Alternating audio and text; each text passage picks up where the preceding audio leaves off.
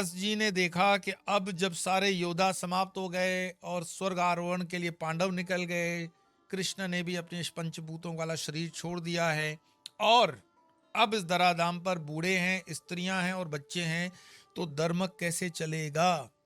तो फिर वो गणपति जी महाराज को निवेदन करते हैं कि आप पुराणों का लेखन शुरू करें, और तब ये महाभारत वगैरह का लेखन होता है और उसमें कहानियों के माध्यम से संकेतात्मक चीजें बताई जाती हैं।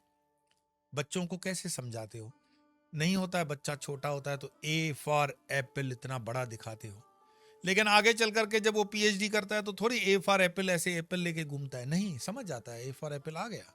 तो कहानियां पुराण की इसलिए हैं कि उस वक्त इतना विनाश था और उस विनाश का असर मनुष्य के मस्तिष्क पर इतना था कि हजारों साल तक हम दबे हुए रहे। जैसे जापान के अंदर का आज भी जो बच्चा पैदा होता है एटॉमिक उस अफेक्टेड एरिया का, तो हमें पता है कि उसका असर रहता है। इसी तरह महाभारत की युद्ध का असर इस देश पे रहा।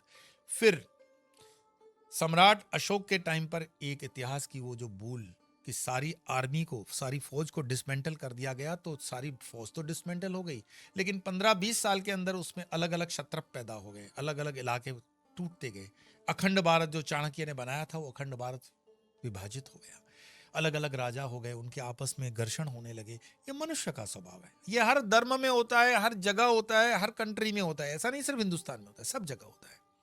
ये मनुष्य का स्वभाव है। उस वजह से हम परदेशियों के राजाओं का फिर हमारे ऊपर अटैक होता है, आक्रांताओं का, और ये देश की संस्कृति दबती गई दबती गई दबती गई, खूब लूट खसोट हुई। हमने कभी भी स्ट्रेटेजिकल अप्रोच नहीं लिया, रणनीतिक निर्णय नहीं लिए, हम कभी प्रैक्टिकल तरीके से युद्ध करने में सक्षम नहीं बन पाए।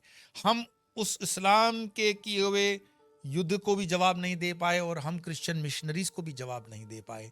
हमने जितने भी आक्रांता थे उनसे, ठीक है कोई बीच बाच में राजा जीता हो तो अलग बात है, लेकिन हम रणनीति के तौर पर एक होकर के कभी भी नहीं है। आज भारत जिसको ये सूत्र मिल रहा है बटोगे तो कटोगे, इसका हमने देख लिया, एक एक्सपेरिमेंट को देख लिया कि हरियाणा में क्या हुआ और महाराष्ट्र में क्या हुआ। मैं राजनीतिक कोई स्टेटमेंट नहीं करना चाहता हूं क्योंकि ये गीता जयंती है, गीता का मैं आपको मंत्र दे रहा हूं। गीता के अंदर भी तो क्या है, कृष्ण यही तो कहते हैं कि बटेंगे तो कटेंगे। वो तो चाहते थे कि पांडव और कौरव एक टेबल पे बैठ करके एक राज कर ले, चलो थोड़ा तुम हट जाओ, थोड़ा तुम हट जाओ, समाधान किया जा सकता था। लेकिन जहां जहां बटने की बात आएगी वहां वहां कटने की बात आएगी, और जब जब कटने की बात आएगी तो कटेंगे बाई बाई ही कटेंगे। नमस्कार, नमो नारायण।